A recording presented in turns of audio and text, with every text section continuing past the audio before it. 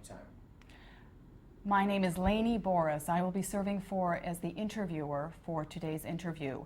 Today's date is January 11th, 2001.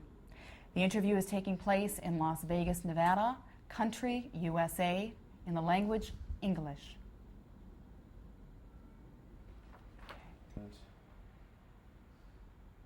Anytime. Today's date is January 11th, 2001. The name of our survivor is Nathan Szafran. My name is Lainey Boris, and I will be serving as the interviewer. This interview is being conducted in Las Vegas, Nevada, country, USA, in the language of English. And anytime. Mr. Szafran, can you tell us, please, your full name and the date you were born? My name is Nathan Szafran. I was born in Stryków, Poland, near Lodz, in 19th of March, 1925. Thank you, thank you. And can you tell us a little bit about your home life? First of all, your father and mother's names. Okay. My father was Hershietzchik Szafran. My mother's name was Feigerivka Hecht from home. And my generations go back in Stryków as far a couple of hundred years. I have documentation from that city. How did your father make his living? He was in the sheet metal, roofing, siding, and sheet metal. Okay. And your mother, did she work my outside mother was the a homemaker and helped out in the business at home. And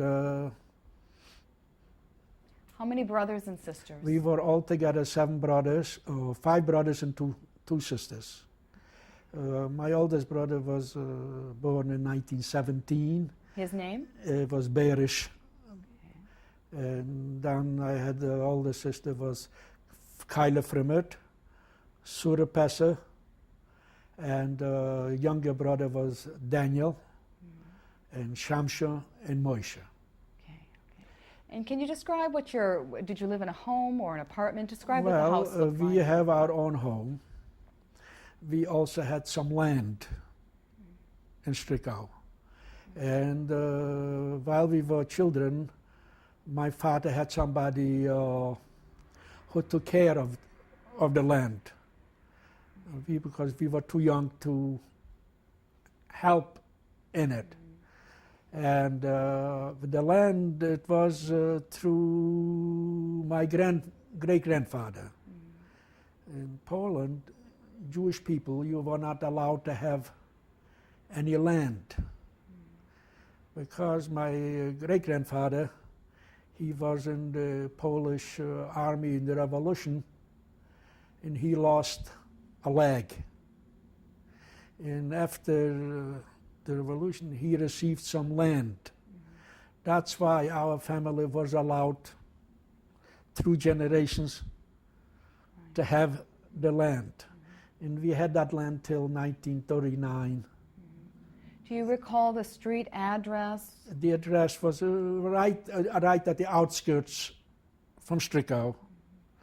We were living in the main street, one of the main streets, and the land was about a mile right at the outskirts.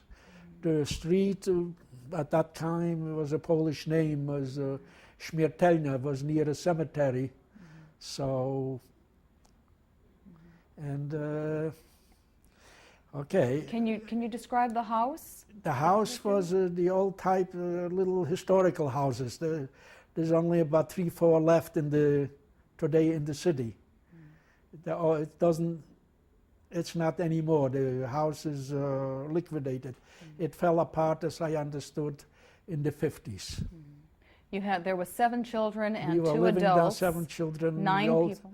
All to school down there, and the teachers were, as a matter of fact, Always this, all the children had the same teachers. As we grow up, the teachers were always most of the time the same.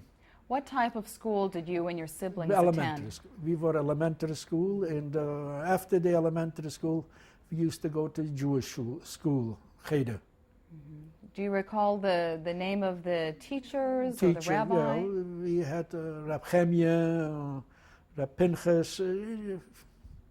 It was those names we had, and usually we went to school, to the Jewish school, to the age of 13 years old, till the war broke out. Tell me about, did you have any hobbies? Hobbies, yes, playing soccer. It was right below our house. It was a river, Moshchenica, and we used to go bathing in the river. And in the winter time, we used to go. How do you say it? With skating, ice skating. And in the summertime, we had friends of ours. They used to have orchards out of the city. In the weekends, we used to go, all the kids, we used to go visiting down there. And the orchard usually were what you call about 3 miles out of the city. And were you involved in any clubs or organizations as a I child? myself was in the Betar. Betar. That was through my brother. He was in the organization, so I was in the Betar. My sister was in Beis Yaakov. There was a Jewish school for girls. What activities did you do in these groups? Singing and dancing and about Israel, about Palestine at that time, and that was the most of. And besides this, we were too young to. The school that you attended, the public school. Public school. Did you tell me about the population of students? Okay. Was it mostly Jewish? Did you go to school with in Strika, it was a school up to 7th grade, to the 7th grade. If you finished the 7th grade, if people could afford it, they used to go to the higher school in a different city.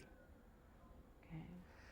And if not, that was the highest schools they have in the Strika.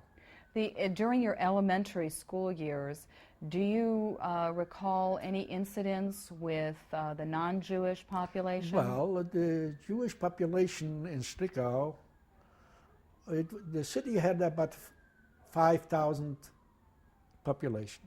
50% of it was Jewish. In the school was a mix, because from the school they came from all the surrounding areas. So from the city was, I would say, about 35% Jewish and Gentile. Did you experience any anti-Semitism in the school? Yes, we had it. I can recall a certain thing, and I think I was about 10 years old at that time, and they're supposed to make a tour to Warsaw right after school vacation, and we had to pay in advance. Before, we had a lot of candidates. By the end, I was the only Jewish person and went on a 3-day to Warsaw. And there was, right on the train, when we traveled, it was about 2.5-hour trip. Already, they call them Jew and so on and so on. It was a funny thing, and I was the type, it was, I didn't take it lightly. If somebody started with me, I took care of it my own way. I recall, think, in school, that somebody, I was sitting behind, and in front of me, there was a school comrade, you know, and he started pushing. I took my, what you keep, purnik, what you keep your pencils and pens, and let him have it. And all hell broke loose in the school. I had to go home and bring my parents, one of my parents, and he had to go home and bring one of his parents. I make a tour around the city, and I came back. I say nobody is home. I was afraid to tell him. So at that time, they let it go at it. Nobody's home. Nobody is home, because I was afraid to tell my father I was in trouble. Did you experience any anti-Semitism from any of the teachers or staff of the school? Not really. I wouldn't say that we had, from the teachers, I can't recall. But when go back to the tour on the trains, and we went to Warsaw, and we stayed in a hotel, we bunked in a big hall, and everybody had a mattress, and all those things. And then the next day, we used to tour Warsaw. When we used to tour Warsaw, we went into a restaurant for breakfast. And the food wasn't kosher. So the teacher came back to me and asked me why I didn't eat. We had fried eggs, and I said I would prefer to have a hard-boiled egg. Well, it was okay. They didn't object to that. In that, it was the same thing. If you had some kind of different food for lunch or supper, I told them I prefer some dry food, or another egg, or different kind of sandwich and fruit. It was okay. Can you tell us a little bit about your religious lifestyle? Okay, I want to get a little further. Then we went into a church. I went in to the church like everybody else. But in the church, we go to the altar, the Gentiles, they were kneeling. I was standing up, bowed my head without kneeling. But the kids behind me, they were trying to push me that I should kneel. It passed, the incident passed. At the second time, we went into a very famous church. I went to the teacher, I said, I prefer not to go in to eliminate an incident again. So I'll wait outside, and I'll wait in a half hour, an hour. When they came out, I will wait for them. And that was in the old city in Warsaw. And they came out and they didn't see me. I wandered off in window shopping. And they start looking all over down there, but then I looked back and I saw they were looking for me, and I ran it. And it seems like the teachers were a little bit annoyed with me. But I let it pass by. It didn't. I was too young really to understand it more. But it passed by, and after the trip was over, we went back home.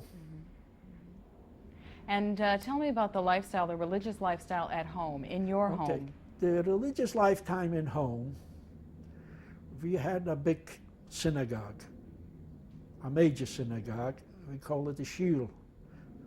And it was high, it was painted, it was As I understood at that time, a rich American Jewish person from that city, he paid for that shul.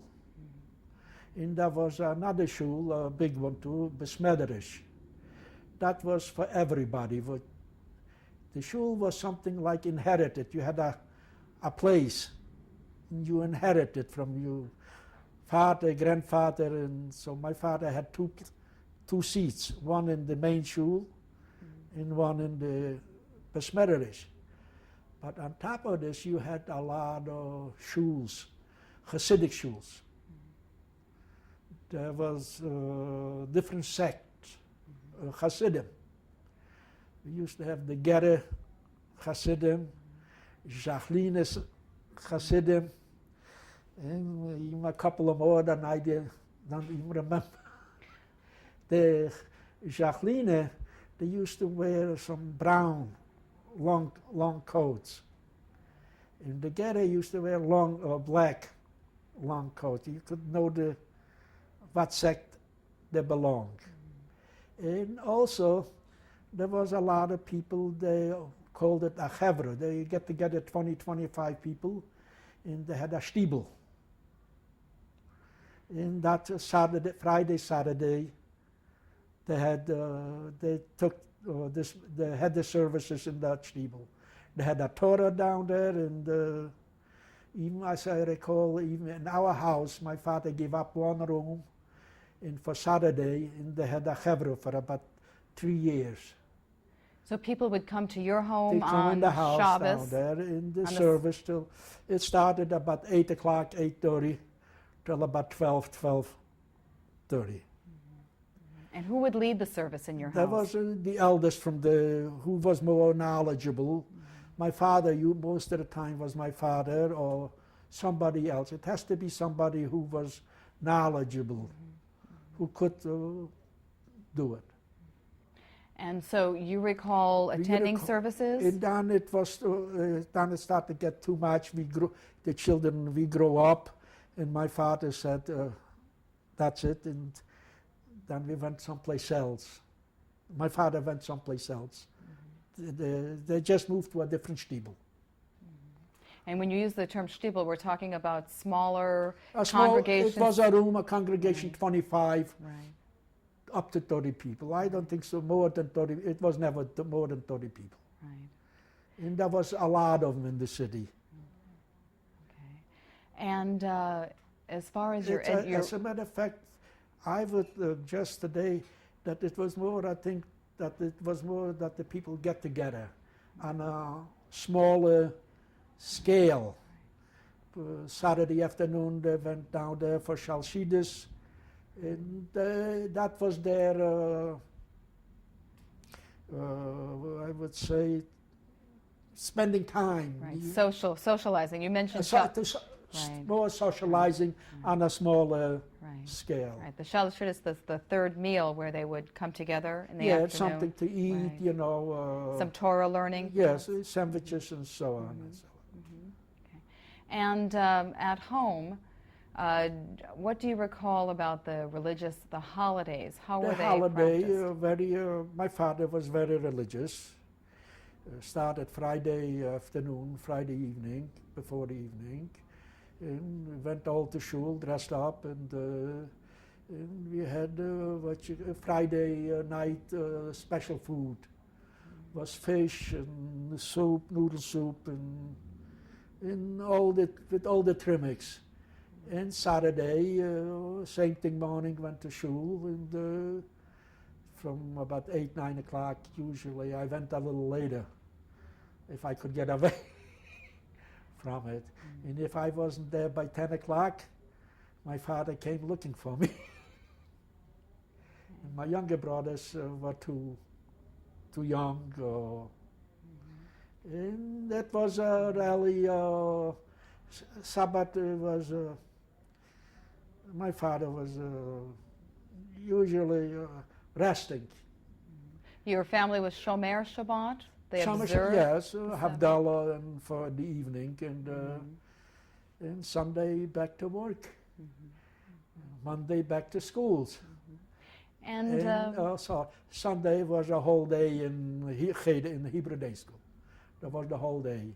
And from Monday to Friday, it was after public school, we went to the Hebrew day school. what time would public school end, and what time would Cheder the start? public school started 8 o'clock, and it went from 12 to 2. Sometimes finished at 12, but most of the time 1 or 2 o'clock in the afternoon. Okay, and where did you go from there? You went to the Cheder. How far was this? Did you walk? About 4 or 5 houses. Everything was compact, closed up. Okay. And how many hours would you spend? What time would you get home from? It all depends. If you didn't learn, you stayed till 8, 9 o'clock in the evening. It was. Usually the longest day was Thursday. If you didn't learn by Thursday what you're supposed to learn the whole week, you stayed till you learned. And then all day again on Sunday. Sunday all day long. And when you think of the holidays throughout the year, can you describe how the holiday of Passover, Pesach was? Passover was the nicest holidays was Passover. What do you remember about that? The Passover was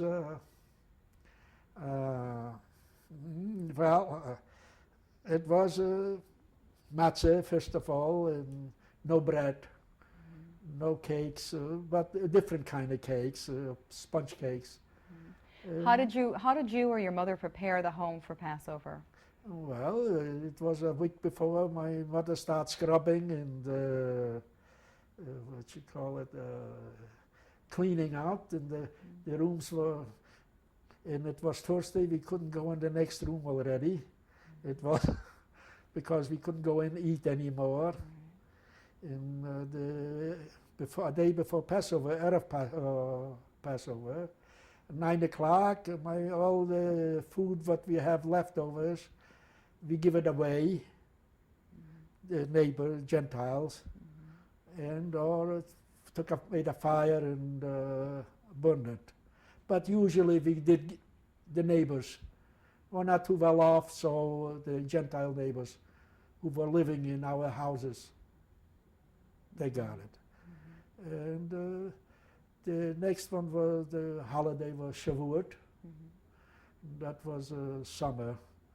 And we used to go and bring all that green and decorate everything. The whole house was decorated with green. We always know where to go pick it in the woods or by the water, the special kind of greens. And third holiday was Sukkot. Sukkos. Sukkos, because we were a large family, my father had made his own sukkah. And a little incident with the sukkah, because we couldn't, with the sukkah, not everybody could make a sukkah. Let's just explain that a if you're in a sukkah. house, Yeah. you have a place where to put it, or to take it apart.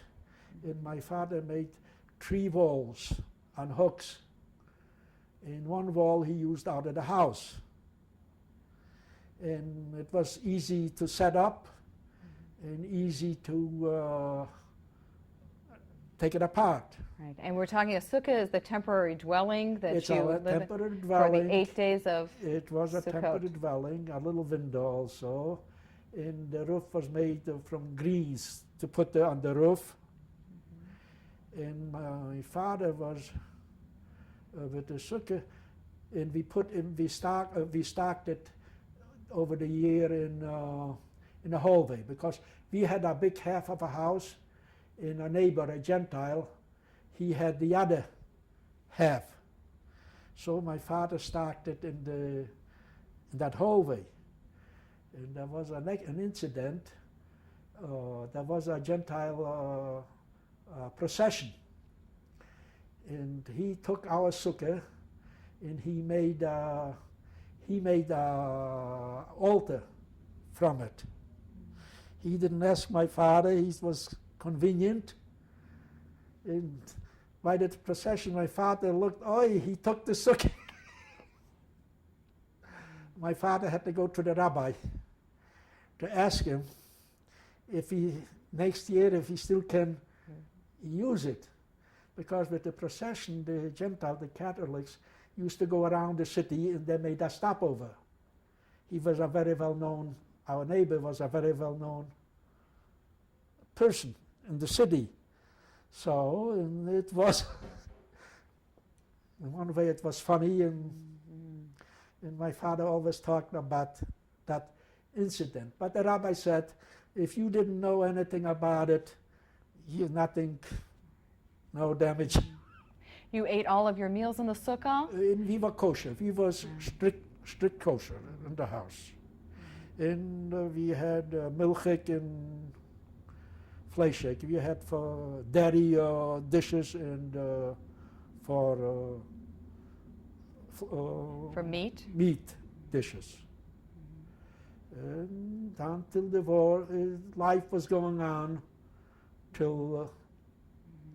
Mr. Szafran, we're going to be ending tape 2, and ending tape 1, and we will continue on the next tape. Okay.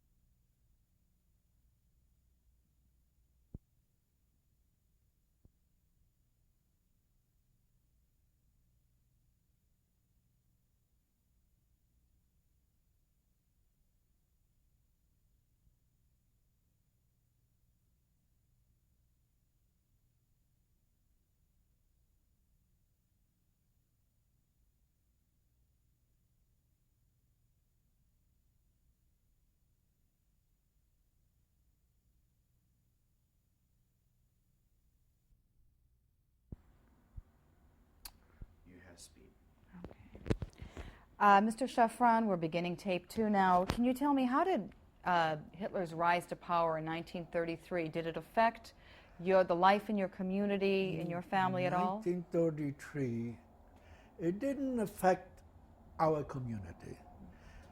Even we had a lot of big German colonies. Big colony, rich colonies. As a matter of fact, our German colonies, there was right out of the city, they lived about a couple of miles out of the city. And there were some small villages, what you call even less than a village. And the richest one were the Germans. The richest in the neighborhood was all the German colonies. And as a Jewish, in my father and his thing, we dealt a lot of it, the Germans. Sheet metal roofing and siding, and they needed cans for the milk, and we were living very good with them. In other words, we heard what we heard, but around by ourselves, we never had any trouble whatsoever. What was the first indication? Indication was when they start coming already from Germany, the refugees start coming back to Poland. What do you remember about that? The German refugees. They picked them up in Germany and they put them over the border, and you can go. And they usually end up in the small cities, in the smaller villages, städtels. Do you remember seeing or meeting any Yeah, of these? we meet, and sometimes we had the house. They came and they keep going, and we had the house, some of them, in our place. And that was till the war started. At that time, my brother was already in the Polish army. Okay, when was, what is his name, which brother? Berish. Barish, and when was he drafted? Well, he was drafted in the Polish army in March 1939. Okay. And he was down there in near the Romanian border, Ukrainian-Romanian border, southeast. That's where he was. The city down there was Tarnopol. It was a city, a main city down there, a capital from the Podole down there, state city down there. And we didn't hear from him till we heard that in the war. We never heard till 1940 from my brother. What do you what do you remember about? It was an incident. Oh. And he was in the, what you call it, they separated the Jewish soldiers from the Gentile soldiers. And the Jewish soldiers at that time, what I understood later on, that they took him to Lublin. That was a major city. It was also southeast down there, the Jewish soldiers, and they're supposed to buy them out. They went to the Jewish community down there that they wanted so much money for the prisoners. The city didn't have any, and they kept them going on a march. And half of them they shoot on the way. And he ended up in the city Białopodlask. That was the German-Russian border at that time. That was the border time. And we heard, because he wrote, but he didn't wrote anymore to Strickau, but he, as far as I know, from Strickau, in 1939, in December, they evacuated all the Jewish people from the city, because we were at that time we belonged to the Third Reich. Okay. Can we go back just a moment to September 1939? Okay. In December 1939. December 1939.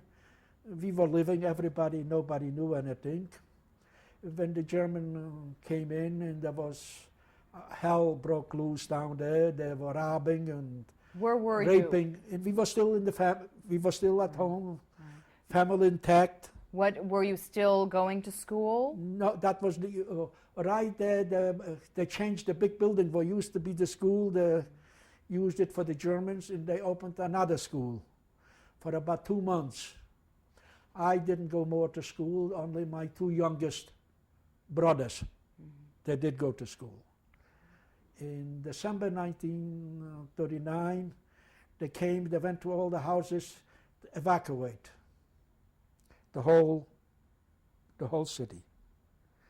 Evacuate the whole city, and we had friends, so my father went down there to somebody with a horse and wagon, and we came. And we loaded up, and we were going to the next city, beyond the Third Reich, Glovno. What articles did you take with you? Do you remember? What you were able to take from your home? Whatever you take with us, belongings, nothing else. Just the belongings, what you could put on the wagon. Did you hide any belongings? No, nothing. Everything was left behind. Just what you call it, to sleep. That was the main thing. And the clothes what you were wearing. And I think my father took some tools for his trade. And the next city was about 8 miles. The border was about 4 miles away. in the next city, and that's where my grandfather and my uncles used to live down there. So we got there, we had a place where to get by my grandfather. How long did you stay with your grandfather? Oh, we stayed, okay. Now we stayed down there and till about 3 weeks, 2-3 weeks. There was something else. Because everybody left and they needed a craftsman. My father was very well known in our city with the Germans, with the Polish people, and there was no sheet metal. They came to the other city, the city council, but the Germans. Do you recall the name of the city that your grandfather lived in, where you went? But Glovno. This was Glovno. That Okay. was down there, and they came and they went to the city hall down there, and they asked specifically for my father. My father was reddish complexion, and they told him the Gele, the red one, because my uncle, he was in the same trade as my father, but they specifically told him they want my father. My father went to the Glovno, to City Hall, and they told him to come back, and he said, "What about my family?" They said, "Okay, you can come back." But they didn't give him any papers. At that time, to cross the border was easy. They told him a lot of people come and going and back and forth, you can do the same thing. So my father and the whole family, we went all back to Stryków, and we went back to our own home. And as a matter of fact, when we left, we had a big cellar with potatoes down there. Because we have our land, we always had our own potatoes. And there was at that time about, I would say, 50, 60 meters. That would be 5 tons. It was still the beginning of the harvest, it was still there. And before we left, my people said, "Why don't you put kerosene so they wouldn't be able to use it?" But my father said, "No, whatever be will be, but I'm not going to." But we went back to our house. And we did business as usually. Was anything changed or taken from the No, it was house? nothing. Everything was still the same. Just a little, they were going in robbing a little bit right after we left. So a lot of people during the night, they were going through the Jewish houses at night and picked a lot of stuff. And who were these people? They were Gentiles. The poor people, Gentiles. They used to go through the houses looking for goods. Were they neighbors? The neighbors. That's right, neighbors. Your own neighbors from your own house or next house. They used to go. As a matter of fact, after the war, I met a friend of mine. And he went and he got all the skates from our house. Because when we left, they told him he can go and pick it up. So he went, he told me, and 30 years later, he told me he went and got the skates. We stayed down there till the summer, in our own home. And then in 1940, they made one street, in the same street where we were living, but further down they made 1/3 of the street, they made a ghetto. And we had to move from our own home, and down there they assigned us 1 room, 2 small rooms. And we were living all together. How were you notified that you needed to They move out of just your came house? around that we have to move. Who came around? The Germans. German soldiers. The from all over the Jewish people will be living in one place, in the ghetto. What were you able to take The with ghetto you? was still open. The ghetto was open. And everybody went his own business and whatever. But when we came back, we found out that a lot of more Jewish people were left, who were the German people who had their own tailors. They left. There was a lot of tailors. There was one tanner. There was a factory with tanners. Those people there stayed behind. When they evacuated in 1939, those people were staying behind. So there were a few who Yeah, were there living was out of the ghetto? They were still living in each place all over the city. But when we came back, we found out there was about 70 or 80 families still there. There was tailors, tanners, us. There was a factory. Whoever worked in that factory, tanning, they stayed behind. Do you recall the name of the tanning factory? Yeah, they call it the fabrik, the factory, what they call it. There was not any specific name. They call it the tannery. No specific name for the factory. So you were forced to leave your home again. Again, in about the middle of must be May or June. And what do you remember about leaving your home and going to the ghetto? When we're leaving our home, then you took everything what you could. Everything. They didn't no restrictions. Whatever you have, you took with you, and we worked out at that house. Now you said that it was one room or two rooms? We had two small rooms. We have a bigger family. Most of it was one room. They packed them all in one room because we need a place to work and cook and all those things. And we had two small rooms. Very, very small. You couldn't, not to turn around. And tell us about life in this ghetto. Okay. Was it guarded? Okay, tailors had their own work. The tannery were working in the tannery. And me and my father, we used to go out that neighborhood. The Germans came. We had to go sometimes in other villages to do some work. How would that happen? They needed roofing and siding, right about a mile out of the city. The German border police, they had a station down there, and they built barracks.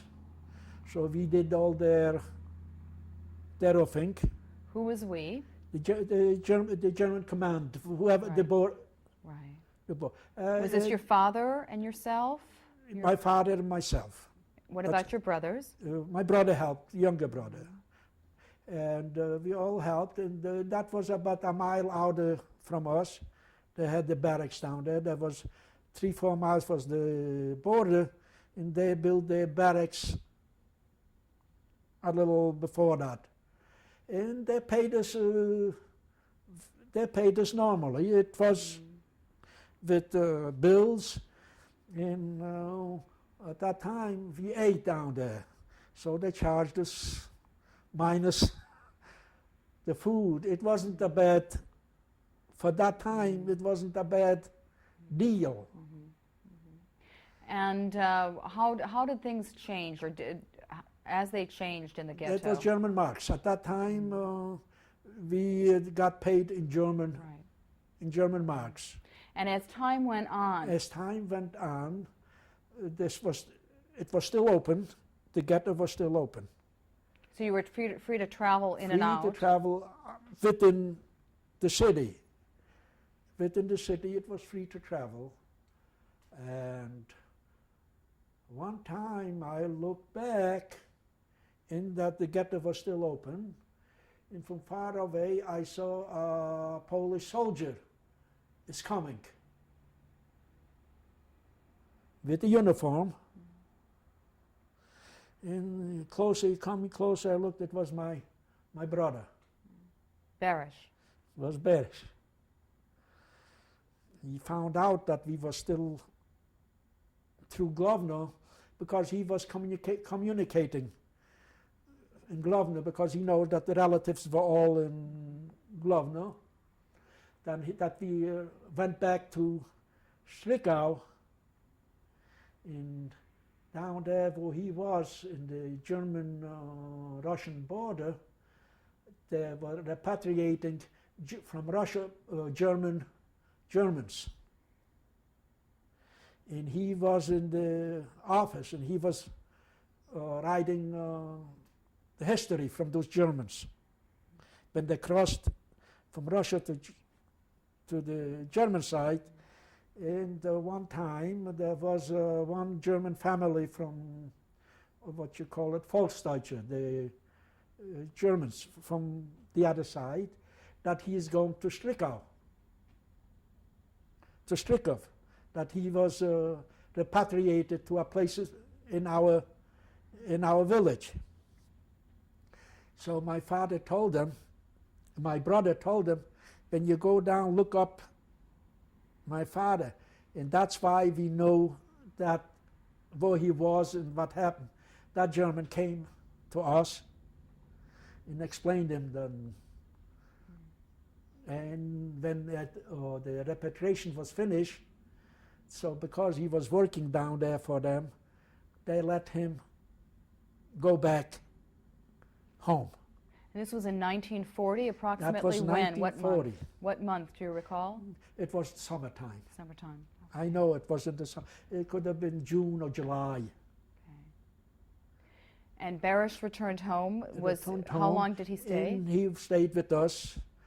And he was working with my father because we had to work for the city, for the German city.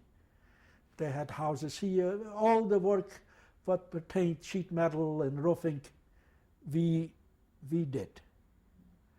And one time in 1940, each family they had to send somebody to a labor camp. How were you notified of this? They told us each family had to furnish somebody to a labor camp. Was this the German soldiers or Polish soldiers? The Jewish community told them you had to supply one. So in the ghetto, if you can describe to us that there was... That was still open. The ghetto was still open. And you had elders of the community? Yeah, we had an elder in the community and supplied. So couldn't send my brother. He just came from the war. And then was my two sisters. So I was in line. I was then 15 years old. Sisters they couldn't send, and my other younger brothers, they were too young. So I was delegated, I went. And did you know, first of all, did they explain to you what type of work you'd be doing? No, nothing. They didn't explain, just to a labor camp. Was there any in the ghetto when the soldiers would come and talk to the Jewish community about sending? Was there any resistance at all? Not at that time. That was just. It must have been a local labor camp for local folks. Germans must be. Just there was no anything. And in that labor camp, I stayed till December. We were cutting, and the camp was about 10 miles from us, that labor camp.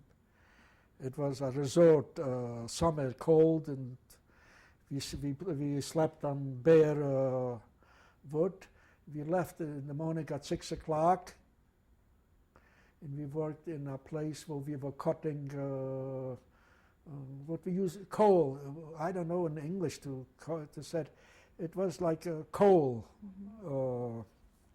We dried it up and used it for the winter for the heat. We cut it dry down there, and then they sold it. Whoever wanted to buy it. Were you paid at all? Any wages? No, there was nothing. There was just, as a matter of fact, one day while we were doing this, I saw somebody from our neighbor. He came with a big lorry with a couple of horses to buy the stuff. And to a certain degree it was from my father. My father hired him out to buy it for us. To bring it back to the ghetto for heat? To have some heat for the winter. It was a neighbor. Did you have contact with your family while you were in the labor camp? Just letters. Okay. Contact we had a little bit. Our, what you call it, who was in charge of the camp, he was an Austrian SS. And he used to go down there to the ghetto in Strickau, to the tanners, to buy leather for leather coats from him, for his family. And when he was there, they found out that he is in charge of the labor camp. And then he brought back for us some packages, because it was all within that area. So you did receive letters. Letters we received normally, and sometimes we received a package if he happened to be in the city, and if they were fast enough to make a package to send us, and I received it. Do you recall the name of this SS soldier at all? I didn't. Do you recall the name of this Nazi, this SS soldier? Yeah, Sperling. Obermeister Sperling. And he was in charge of the labor camp? He was in charge of the labor camp. Was there a name to this camp? No, not really. It was put a place, cut it up, and that's it. Was it fenced in? It was fenced in, but no guards really, but one guard. And he was living about half a mile away. That assessment, he was living a half a mile away from it. And I remember the first day when we got there, they did give us the treatment. That was in the summertime. Describe that. Describe it. We had to go, there was a big place, grass that deep, knee deep. We had to undress, and we stayed down there, and the mosquitoes eat us alive. And we should stay we shouldn't move. If somebody moved, they beat us with I don't know what you say it in English. Is it a whip? Whips, yes, sorry, whips. So we had to stay, the mosquitoes, we stayed there about an hour. How many of you were there? We were together about 150 people, because from us, they took some from our city, and from a neighboring city, from Szczecin. Half of the people from the camp were from the neighboring city, and there was one cousin from the neighboring city, was one cousin from me. He was from our city, but he was living in the next city. So we bunked together. And we stayed there till, and from the next city, they sent them back before the winter started. The people who were working in the labor camp were sent back? Yeah, they sent them back before the winter started. Us, when the cutting was finished in the fall, late fall, we were working in building. We were helping build big places down there and the same things. So they keep us till Christmas time. In Christmas time, they sent us back to this city, and at that time the ghetto was closed. When I left, it was still open. It was free movement. But when I got back, it was fenced up. When you were working in the labor camp, were you aware or did you hear any news of what was happening in the surrounding areas? We didn't know. No papers, no nothing, unless you could pick something up. But we very seldom came in contact with any other people. Did anyone try to run away from the labor camp? Yes. From our labor camp. He was from the other city, too.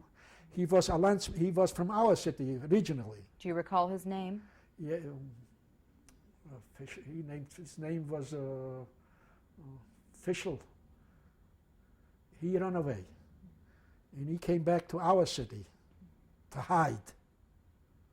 And as I understood, somebody was, how do you say it in English? He was, the Gentiles went to the German that he was hiding. They brought him back to the camp and they shot him. Did you witness And this? we saw him when they shot him. How did they do that? The one from us, the one who was in charge of us, not the assessment, that was one of them from our city, a Volksdeutsch. Do you recall his name? Named Knapczynski. He was in charge of all the Jews. And he shot him. And we had to we had to go around and look the body. And he told us that's what will happen if anybody escapes. To escape, it was easy. To a certain degree, it was easy. But there was nowhere to escape. For a man, for a girl, it was easier. Were there women in your labor camp group? No. But to escape for a woman was easier. But for a man, boy, was because he was, if they tell him to undress, they know he was Jewish. Plain and simple. So there was no really escape because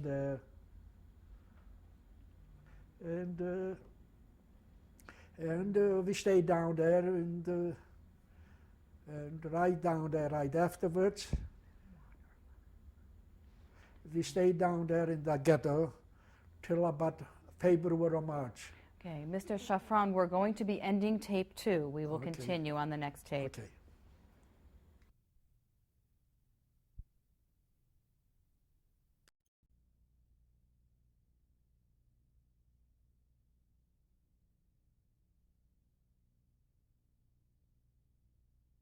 And when did you leave the labor camp?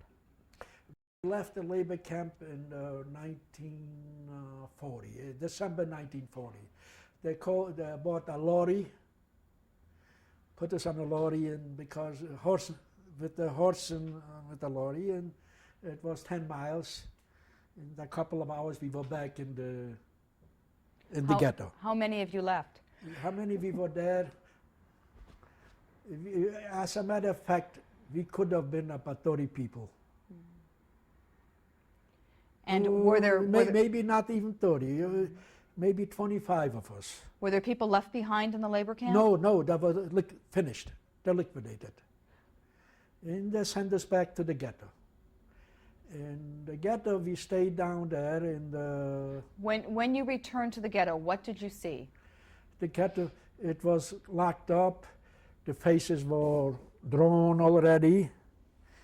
When it was locked up, the food was more rationed. Was your family? Did you see your family first? We were all still intact. The whole family of 9. We were still intact. And what did you find out at that point? We find out that they closed it up, and some work. If I had to come out from work, if they bought it, there was right at the end of the street. There was an office to do some work for us. They had to go through that office. Whatever. Then they called us. My father went down there, took that stuff home, told them when it'd be ready. The Germans came back. That was only the Germans, the civilian Germans. to pick it up, the farmers, the Germans, and to pick it up, and whatever it cost, they took 45% from it. It was 5 marks. They took nearly half of it. And was this manned by German soldiers, this office? No, it was a civilian. It was Volksdeutsch. It was Volksdeutsch. He was in charge of it. So these are people living in the surrounding area. Surrounding areas, because that's why they brought us back in the first place. They needed somebody with the trade what my father had. And how was the ghetto closed off? You said now it was closed. How was it closed? The ghetto was closed up, and was a Jewish policeman. There was two Jewish policemen down there. How did they physically close it? Was it a wall, a gate, a fence? They took one street, and we lived in one street, and the other side of the street boarded up. Boarded up. Boarded up. That's it. We lived in one place. That's it. One street, and the other side of the street was boarded up. And how many people would you estimate were in the ghetto with you?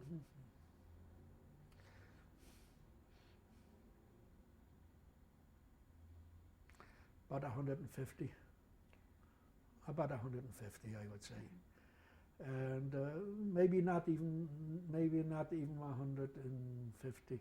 Even in the ghetto, I can recall a little incident that there was 2 Jewish friends of mine, one of my age and one a little younger. They were the Germans,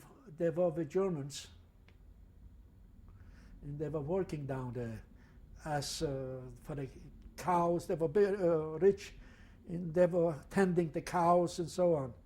And it seems like while the ghetto was there, the Germans started to get cold feet, and they brought them into the ghetto. And they stayed together with us. And another incident was a German. He bought Torah. It seems a neighbor of his, a very well-known, he had a lot of woods, a lot of big houses down there, resorts. And people used to go in that place for summer. And there was a stiebel down there, and he had a Torah. But when they evacuated, he left that Torah with the German. And one day the German came and packed it over, and he brought it to my father, because everybody knew my father. And my father was glad that we had a Torah. And then in 1941, when we had another evacuation, we had to leave everything down there. Did you, when your father had the Torah, was there religious services being held? What they'd have it, the 5 books of Moses. Right. That was the big book. And did they hold Shabbat services in the ghetto? No. That was just, you put it in a safe place, and there was no, if you did it, everybody did it on his own, privately. There was no There organized... was no services, nothing whatsoever. Okay. No, nothing whatsoever. And what was the next thing that happened? The next thing was there in March, or was it in February, 41, and the whole ghetto was evacuated again.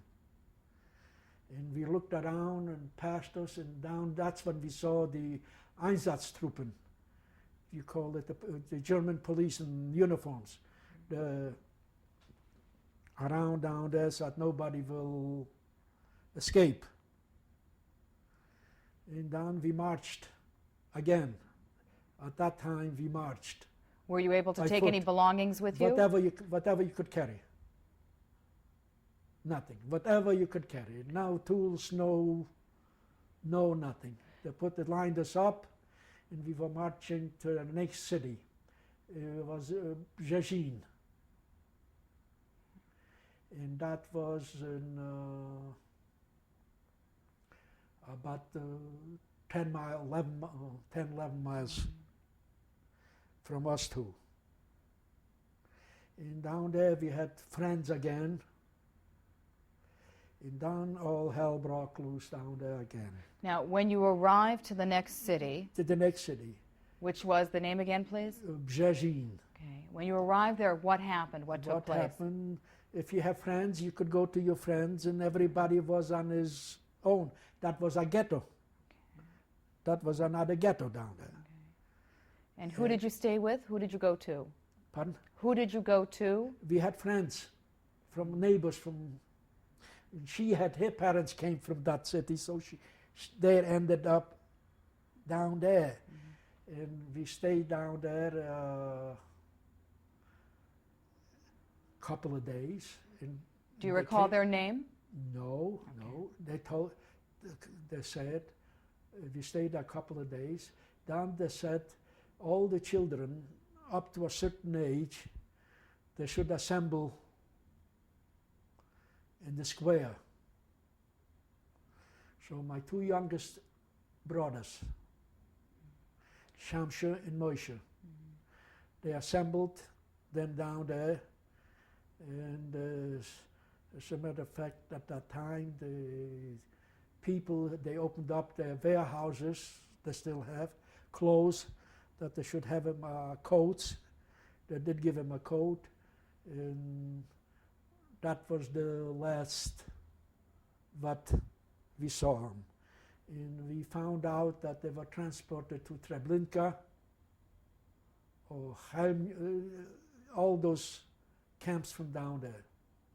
We never heard from him and where or what, but we understood later on, after the war, that they were transported to those camps, to the finishing The death camps.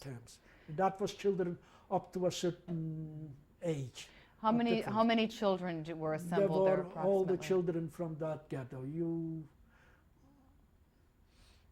In our place, there was, but there was the children from the Szczecin, from the other ghetto.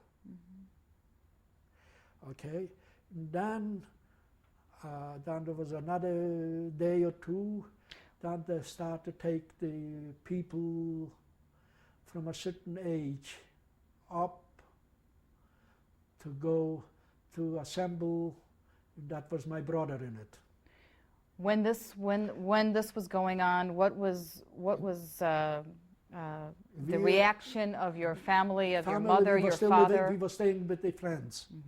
Did anyone try to resist No, having the children taken? There was no resistance whatsoever. And the reason for that?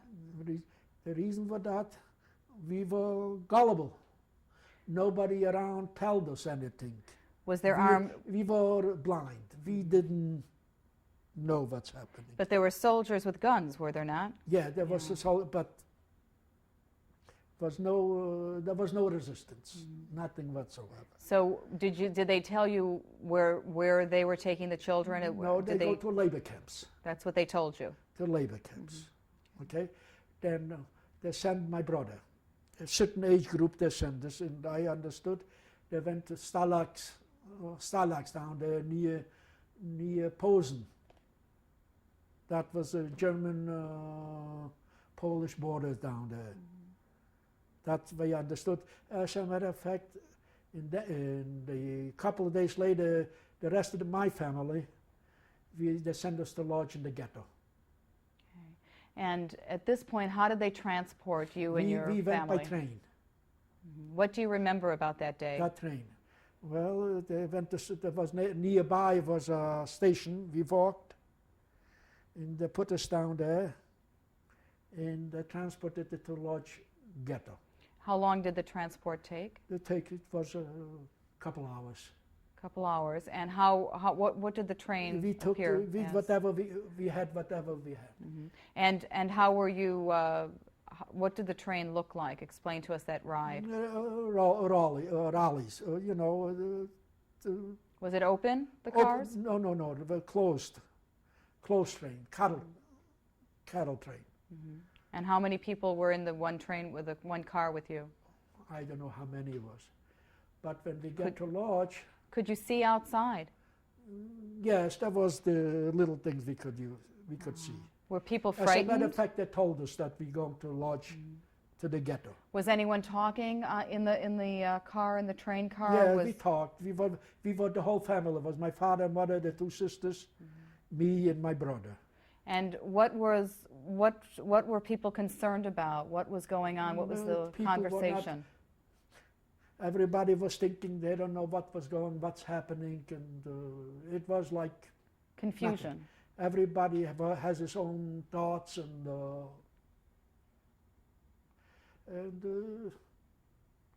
we got the lodge ghetto. Then they assigned us a room, all together in one room. There was a couple of beds down there, and Were these German soldiers when you no, that in the ghetto was already Jewish policemen. Okay, so when the train car opened up, what did you see? We went right into the ghetto, and we marched down there. Yes, the first week or two, we were in like a quarantine. Quarantined, yes. And then in the see it, I forgot that. You see it, you don't remember till you start. From the quarantine, we could get out the ghetto. We could get out. Down there, took the names and so on, your trade, and all those things. And down, they assigned us a room, and the whole family went to that room. And How were you fed? fed at that time, they fed us.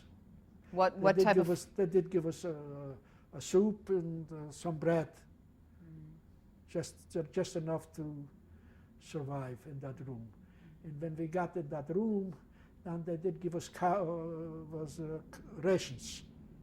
You could go to the store when they opened up, when they have it, you could buy it if they have it. If not, you had to wait till the next time. And in that room, we stayed down there, and it wasn't, I think, the first night or the second night, the ghetto police came by and picked me up and my father, and picked us up to a prison in the ghetto. Did they tell you, explain anything as to Nothing, why? you don't know, they just picked you up and that's it, and they put you in a cell. They put you up in a cell, and we stayed down there, I don't know, 2 days or whatever it was. And then they called me, and they talked to me, and this and this and this, and they let me go back home. And a day later, my father came home. It seems our trade was more important at that time still than whoever didn't have a trade. He was there. He was to be shipped out again. It was like that prison was like a transit. And then they screened you. So they needed your skills. Most likely that was the skills. And to a certain degree, that skill saved me and saved my brother. Afterwards, we'll come to it. And you were sent back to your family. To the family, my father and my brother. And we stayed in that ghetto, I think a year and a half. Did life get progressively worse? We worked in a factory, a German factory. In the ghetto, there was a German metal factory. I worked, my father and my brother. My mother was working in a different place. and my two sisters were working, and again in another place. My two sisters worked in a factory where they were making winter shoes from straw to send to the Russian front, those big heavy shoes. And my mother was working in a place in the ghetto was a church. Down there, from all the evacuees, all the things, what was left over, they sent us down there, the feather beds. And she was working in fixing and making feather beds for the Germans. Me and my brother, my father, we worked in a metal factory. Did you witness any actions of brutality? Brutality in the large ghetto? Not really. Not really. I never really saw brutality because we never came in contact with those kind of people or mind our own business and went to work in the morning and coming home in the evening. And this was guarded by, was this capo? No, the ghetto, outside the ghetto was guarded by Germans, soldiers. At that time it was SA in the yellow uniforms. And did you have any contact with them? No, no far. As a matter of fact, one time I saw a guy who was guarding, was a neighbor from our city. And so you were working then in the ghetto, in the large ghetto, and this went on for another year and a half. And then what? I'm hard of hearing a little bit. And then what happened? Oh, okay, we were working down there, and it was about a year later. And then they had selections. They took the sections and they closed it up, and we had to go through a commission. And they looked at you. If they don't like your look, at that time there was no screening. At that time was only looks. How you looked physically, so on and so on. And down they send them in place, and from down there they send them also to Treblinka and so on. Then they come to our section, in our neighborhood. We had to go down, and there was a few soldiers, SS, and they looked you over. They took my father, me, and my brother, and they put us on a lorry. And how old were you at this time? Pardon? How old were you at this time? I must have been at that time about 16. And your brother? He was 14. Okay. He was 14. And put us on a lorry. And my father, my mother, and my two sisters, they let go. Just us, they took us on a lorry. That was those high lorries. And you start a fight. Now a policeman was watching us. And my father and me, we start a fight with the policeman. I jumped, and my brother jumped. And that's the end I saw from my father. That was, when I jumped, we were hiding at night in the neighborhood, but we were hiding in different places. Who were you hiding with? Nobody. You said your brother also jumped? We were together, me and my brother. Right, okay. We were always together. And we were hiding, and it seems like a couple of days later, we saw that there's more traffic. It seems like it was safe to go back. We went back to the house. So we were still together, except my father was gone. And did you know anything of what happened to your father? No, as far as we know, those transport were down there to Auschwitz or Treblinka or whatever. We don't know. They probably have it more in the archives from where those transport. And what month was this? It was warm. It was during the summer. Summer. That's fine. I couldn't tell That's you. fine. I know it was warm because at night time when we were hiding, and we went back to the. You see it at that time. It was no screening. If he disliked you or something, then just the looks.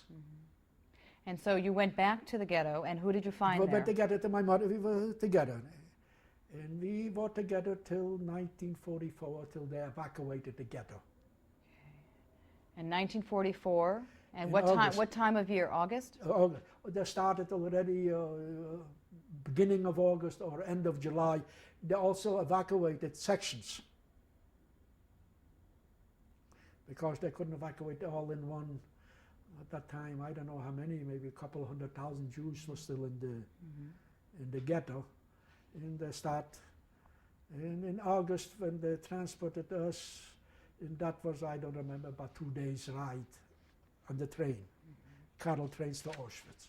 Did you know? Did they tell you anything about where you were going? No, nothing whatsoever. And for that 2-day ride in the train car, what do you recall about that? We packed everything, and we had the train. I think it was a bucket. They opened up just enough to empty the bucket, and we took some food with us, whatever we had.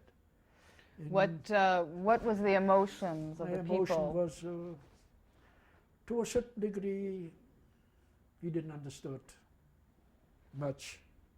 Really, I didn't. My brother didn't. Maybe it was, and maybe we didn't want to think about it. Then when we got down there to Auschwitz, that's when we saw what really happening. When the train cars opened, When it was in the camp, they drove right in the camp. And down there people were working already, women and men, drawn in all the uniforms at that time. They all had those striped uniforms. And Was we understood already what's happening. was there a selection when you arrived at the camp? Yes. Can you tell us about that?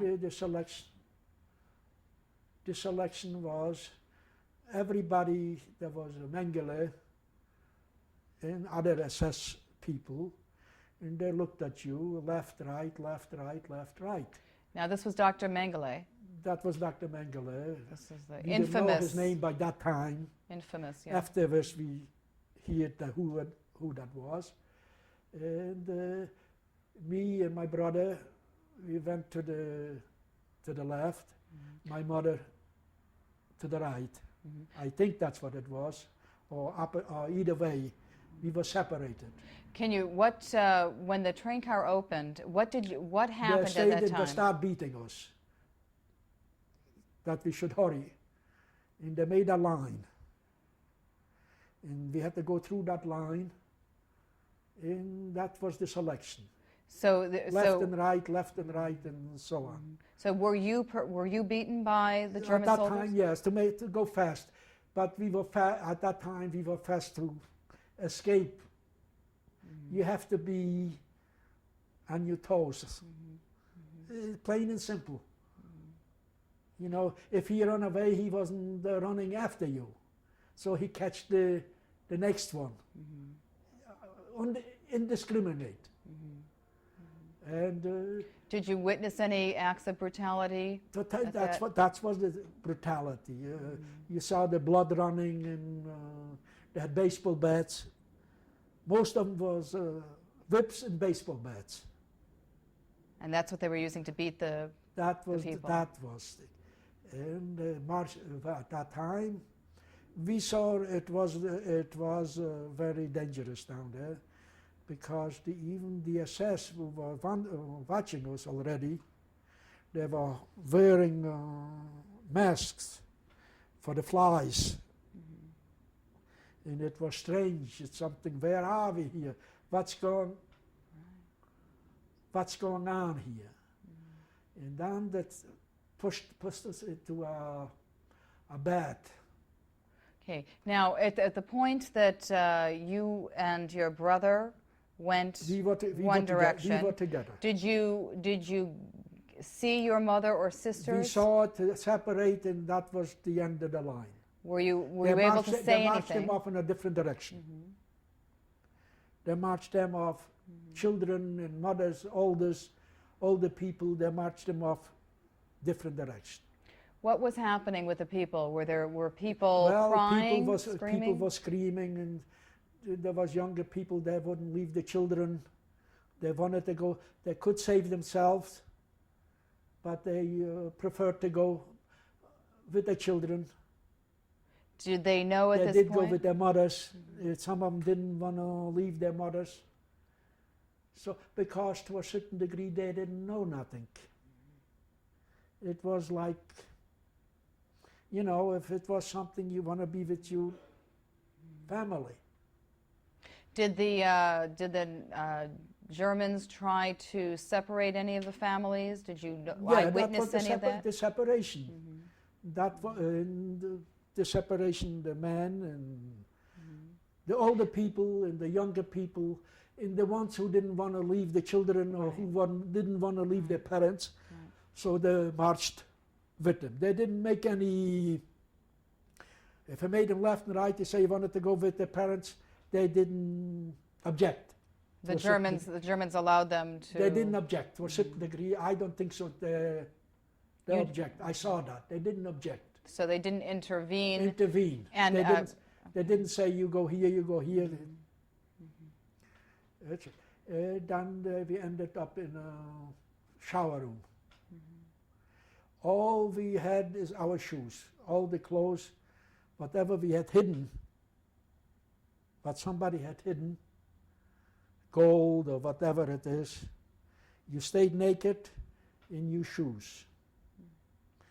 And then check the shoes.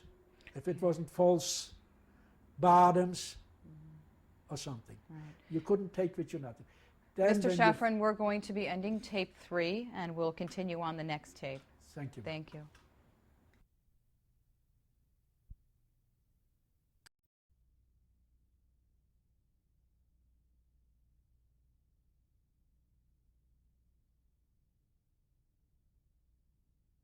Mr. Szafran, can you tell me, was there any conversation between you and your mother or sisters before, as you were arriving? Do you remember the last things that were spoken of? No. The only time I saw my sisters was in the showers. Were you able to speak to them? Not really. There were so many people. Everybody was shaved. Okay, can you tell us about that? When you arrived, when we arrived down there in Right. the showers down there, everybody was shaved. And Haircuts, women, men, everybody was shaved. And that's when we looked in and we saw the women taking their showers. And we already had our showers. They did give us clothes. The only thing was ours was the shoes we were wearing. And then they gave us all striped clothes in a striped hat. And after and you said at this point you saw your sisters. No, that was still in the showers down there. That's it. That was the end. We never saw it. And down there marched us off in a camp. Was your brother with you still? Me, my brother, we were always managed to be together. And in that camp, and it was terrible down there. In that camp, we was big barracks, and we at night time give us food once a day. What did they feed you? Soup and some bread, and that was for the whole day. And there was a couple, what you call it at that time.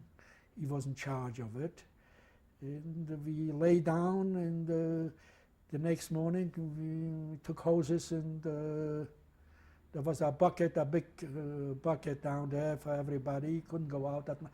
They locked us up at night. And during the day, what did you do? We were free to go around the camp. In that camp, there must have been, how many times? The one on both sides. Must have been about 20, 22 barracks. Street. And there was a street, and there was barracks down there. Everybody was free to go within that camp. And on one side was a gypsy camp, was separated from us. And on the other side was a camp from a hospital camp. That's when I met a landsman from our city. And I asked him, because he was in Brzezin before with my brother. I asked him, do you know where my brother is, my oldest brother? He said, yeah, he was here, but he is gone. In other words, he say, he is not with us anymore. And this was Barish? That was Barish. So I know that, in other words, he told me that he got sick or selection. He didn't go into any details.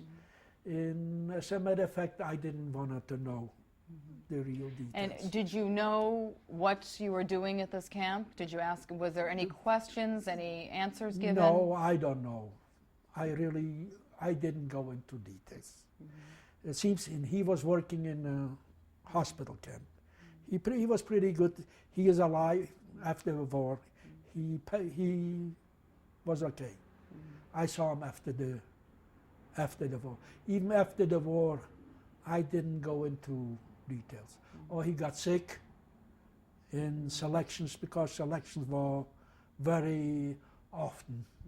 So tell us about now, so you were there in the camp, and tell us about the day-to-day life. Okay. What were you told by the German soldiers? Down we know already, waiting for transports. They'll be shipped out, whoever needs it, be transported. And there was a lot of beatings in that camp. What did you see as far as beatings? Beatings, even from the ghetto, they took revenge of people who did somebody wrong. And there was a lot of one or the other, and I saw it. I couldn't look at it. Who was doing the beating? The inmates from the camp too, if they have grudges. Some of the policemen from the ghetto. Were you ever beaten? No. Your brother? Not at all. Then we were. I did hear that they have making a transport from youngsters. So it was a barrack down there, and we went down there to that barrack, and down in that barrack they did give us numbers. How was that done? With a machine. There were down there people down there. They did give us just puck. We already had a number. That was a tattoo. The tattoos. Was that painful? If it was, you didn't. Not really. If it was, I don't remember. And it was, and I don't remember. The same day, we were already separated. They closed up the barrack. No more. So many people. I think maybe 100, 125 youngsters. Not older people, youngsters. And the next day, they took us on a transport by foot. We went to Central Auschwitz. We were in Birkenau, and down by foot we walked to the next camp. That was the Central camp. Down there was different barracks. Down there was, in Birkenau was wooden barracks, and in Central was like military brick, two stories. And when you mentioned that you were with youngsters, you had said that most of the children were, during the first selection, most of the children were gone, taken to another. And how old was the group that you were with? Can you tell us what was the youngest? Was this teenage? My brother, when they took him, the youngest two brothers, Brzezin. Right. He was 10 and must be 9 and 11. Right. But now you and your brother on this latest transport, the one that you mentioned had youngsters, there were no young children. They were teenagers? There was a few younger than us. Okay. My brother was at that time already 17 in 44, and I was 19. Okay. So this was So teenage youth. there was a few Okay. younger, not much younger, maybe 15-year-old ones. Okay. I just wanted to clarify that Yeah, there were no children It all here. depends how built you were. Sometimes you were 15, you looked like 17. Or if you were 17 and you looked like 14, then it was bad luck. And what did you see as far as goings-on or activities? You mentioned the beatings. On a day-to-day basis, what else did you see? There was, when we got to Auschwitz in Central, before in quarantine, they took us to some work at labor detail. What type of work? We were pushing wagons, railroad wagons. They were loading something and we were pushing. And one time we were pushing, I didn't see anything. I saw fire. Assessment hit me over the head with a baseball bat. Maybe he didn't like the way I was pushing, or he didn't like I don't know. But that was a one-time hit that I saw stars.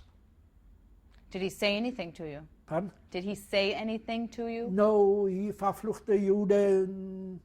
In other words, I don't know if you know what I mean, you damn Jew or something. Verfluchte Jude. So. And it seems like there was a one hit he did me, and then not anymore. And my head was swollen up, but I passed by. And we stayed down there till sometimes they took us out for labor details. And there were also a school, a Mason school. The whole group we came, they put us in a school in the camp.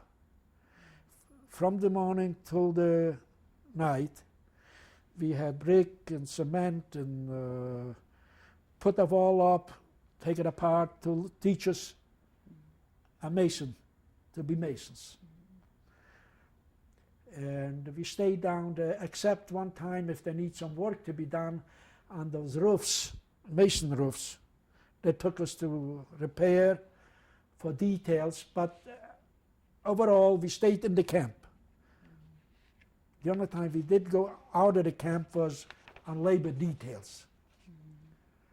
And also, I think it must have been November 1944, and there was we did hear at one time there was the revolution, they were burning the crematoriums.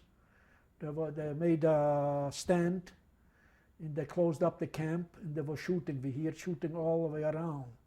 That's when they killed the SS people, because the people who were working at the crematoriums, they were working only 4 weeks, a certain amount of time, and then they killed them. They knew about it, that they're not going, the next 2-3 days they will kill them. So at that time they were all thinking, and they had prepared themselves, and they had ammunition. They stole whatever they did, and what you call it, my English started to get. They put bombs in. So the Jewish prisoners working in the crematoriums, they revolted. A revolt. They killed a lot of them. They know they're going to be killed anyway, so they killed a lot of Germans. And I know at that time they locked up our camp. No people outside the camp. Because people, some escaped, they chased them. I don't know, maybe some of them survived when they escaped, but most of them they killed. But at the same time, they took with them a lot of Germans who were working on the camp. I think they blew up about 2-3 crematoriums. They blew up them. And whatever it was in that was in Birkenau, where they were working. And we looked out and nothing. But we still didn't know. We heard it from second, third. That was a revolt. And they were looking for them. A week later, they still didn't catch all of them. And whoever they catch, they brought him back and they hung him. Did you witness this? No, I did not. The only time I witnessed was in our camp. They hung him on was a peel. That's when I witnessed they brought people to hang. In the central, by the kitchen down there, was a post, always ready made. That's when whoever did something, they hung him down there. And what do you recall about the incident that you saw? Okay, we were working down there, and we could go any place we want to go inside the camp. We scavenged. Food was not too bad to a certain degree because we scavenged it. We knew how to, and we went to the kitchen, and every block has assigned so many food. Like in that block was, let's say, 200 people. There was 200 liters of food. So many buckets, big buckets. And we always sent a couple extra guys, and we always swiped from somebody else. We had more, the other one had less. And then they knew it, that what we were doing when they were watching us. No more, we couldn't. But we still, and one day in the evening, it was in November, the whole camp has to assemble outside. And we didn't know, we understood it was another selection. We all had to go through, there was a bed inside the showers, with showers down there was a bed. You could go take baths down there for the camp.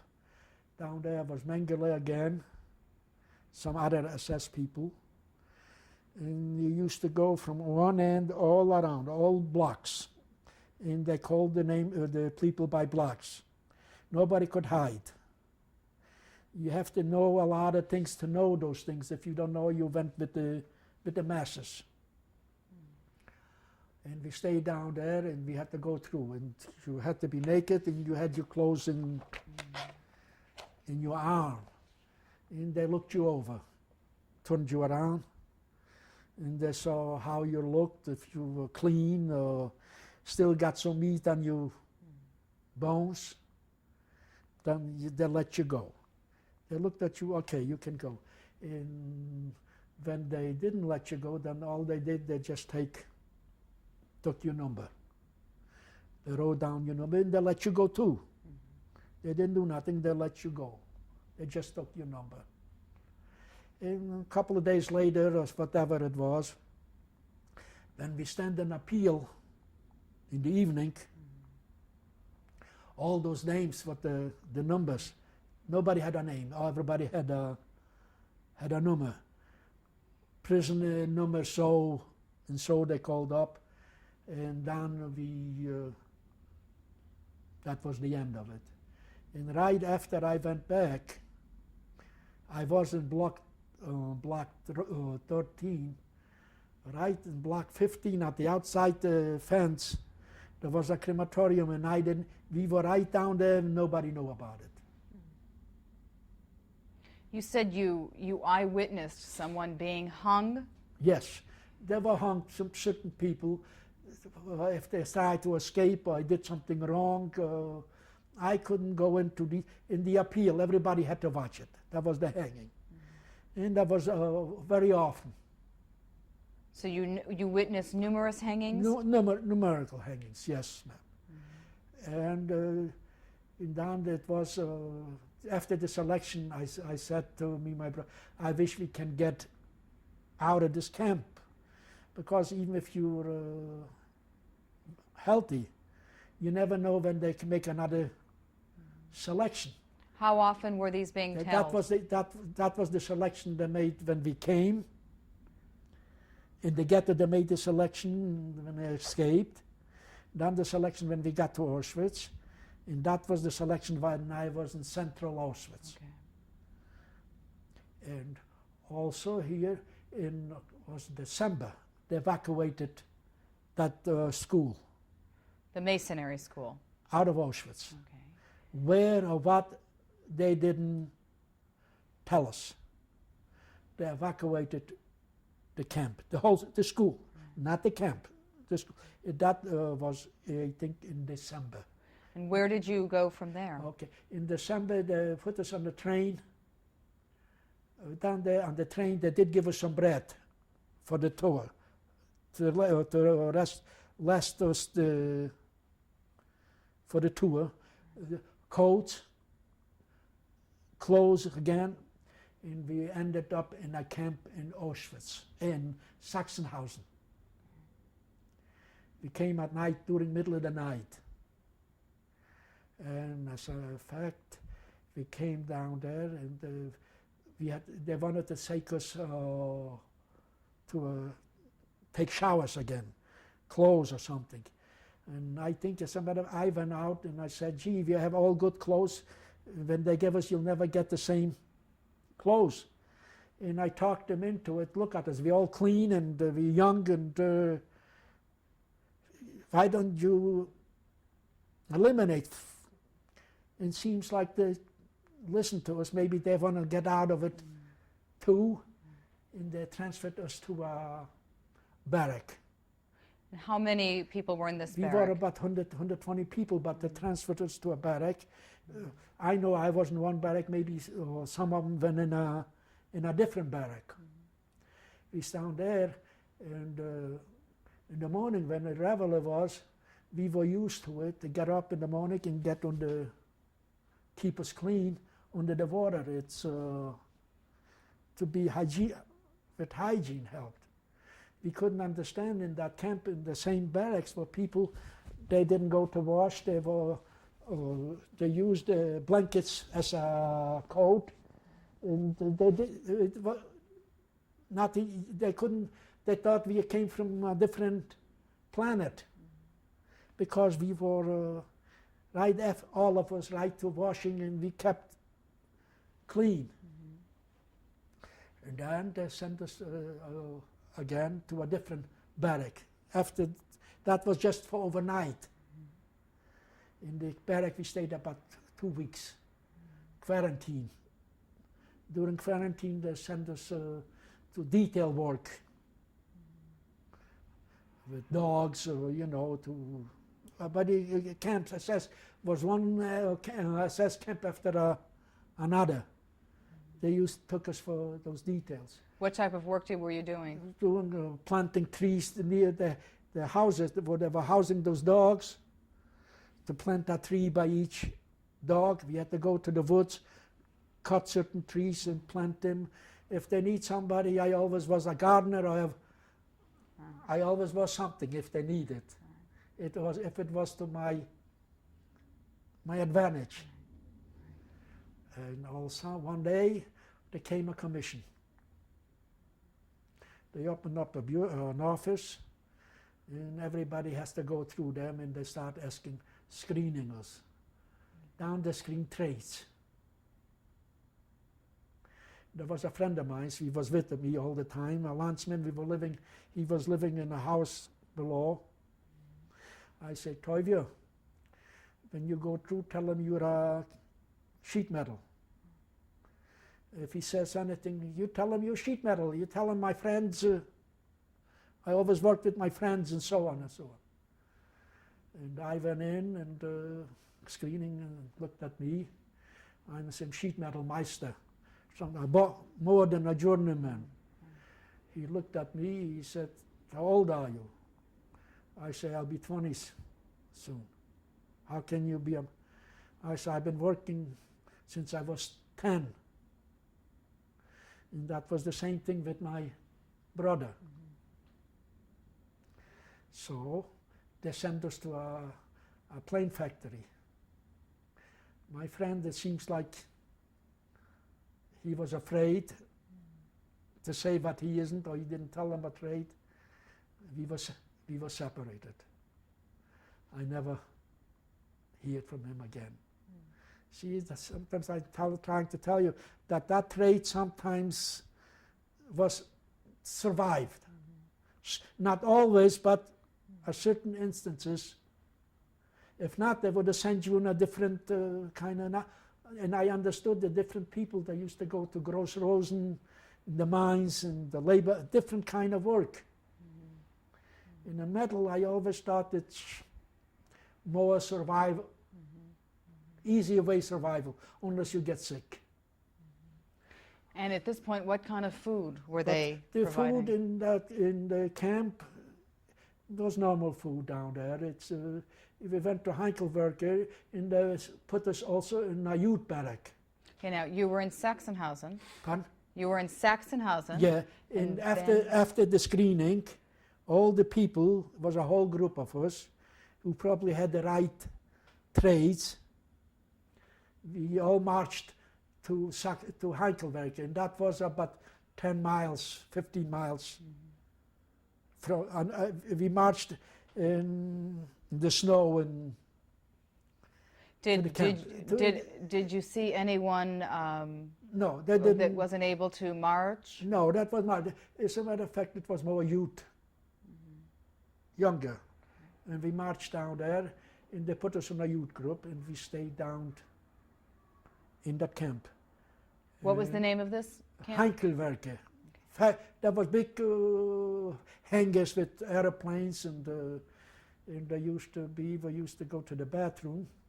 They used a hangar, and every time used the bathroom, they used dead people down there, frozen. They were frozen, because down there they didn't come to pick people who died. They didn't pick them up every day when they died. They picked them up once a week or from that camp. So you saw frozen bodies? Frozen bodies piled up like cords of wood. And every time we went to the restroom, out of the hangar to the restroom, right next to it, they were piled up 10, 20 high. Frozen. They were frozen. It was in the winter time. And we stayed down there until I think it was February. We went to work in a hangar. My brother was working at a bench, and that was civilian engineers. There were civilian engineers, there were Polish, Hungarians, all nationalities. We always knew, because everybody has a P, was a Polish or Hungarian, and I was working at the place because I had more knowledge. They put me more different kind of work, and my brother was working at a bench, handwork. And we down there, we stayed down till about February. And then there was one time they bombarded our camp. All the SS barracks went up, poof. Were these overhead planes bombing? bombing? The hangars in the SS barracks. But you saw planes flying overhead? Yeah, we did hear, but we stayed in the woods. They didn't, but we hear the bombs going off, but that was at the other end of the camp. After that, the hangars who the people were working, they transferred it again. So they transferred my brother. This is the first time you were separated. So I went down there, and I said if I couldn't go back together. that was afterthought. An afterthought wasn't such a good idea, because you never know where he will go. Here I know what, but I wanted to be together. I went, and okay, lucky me, it was a little luck goes with it, and we ended up back in Sachsenhausen. We ended up back in Sachsenhausen, and we sent in a block. It seems like the couple, he took a liking to me and my brother. And if he took a liking, we already had extra double food. Not bread, but double food, soup or what. So we were insulated a little bit. We weren't starving. And it was going on for about a couple of weeks. We stayed down there. And we didn't know what was going to happen, but that must have been already April. Close to an end, because maybe they didn't have time to ship us somewhere else. During the night, we heard some commotion. And my brother said he's going out and look around down there. They were all emptying magazines, food, clothes. And if the Germans, so the inmates, they tried to. My brother got a rucksack and he bought back some food, canned food and sweaters, something, and he said something is going on. They're going to evacuate the camp. And we had all that food down there, big sweaters, you know. He went out and scavenged and bought back and a lot of stuff. And the next day we had understood there was about 10 people hung right in the middle of the appeal place. That was the people that catched probably Scavenging? Scavenging. They were all hung. And down they stayed by the gate and they said they will ship out. We have to go on transport now, by foot. So everybody had to line up. And me and my brother, we didn't know what we should do. Should we wait and go on? But anyway, we went on. And when you left, you got the loaf. Everybody got a loaf of bread and 2 pounds of meat, like goulash meat. Mr. Szafran, we're ending tape number 4, and we will continue on the next tape. Okay.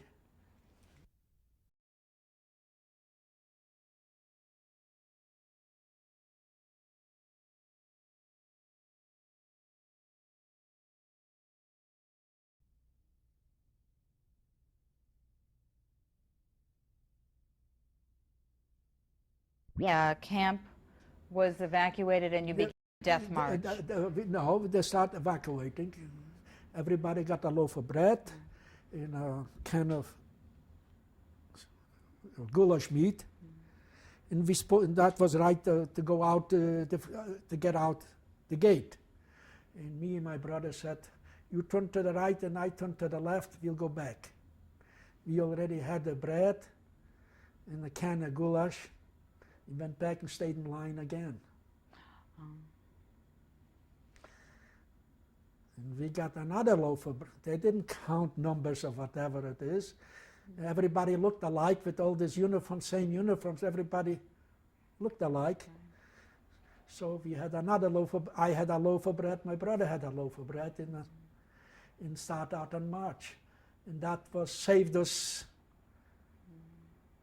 a little bit we had from the camp. We could survive. We were not starving. For how long did you walk? And the march lasted till, I would say, about 3 weeks, 2 or 3 weeks. And we were marching. We were marching northwest. Northwest. And what, did they give you a destination? Did they tell you? No. Who was supervising you at this point? Supervising was SS. The SS, okay. We were marching and they were behind us, not behind us, right? 1, 2, 3, the SS guard were going right with us. And did you see any of the local population? Did anyone? The local, if we passed by a village, the local population just looked. They didn't do nothing. They never tried to make contact? Or? No, we did. We wanted some food or something.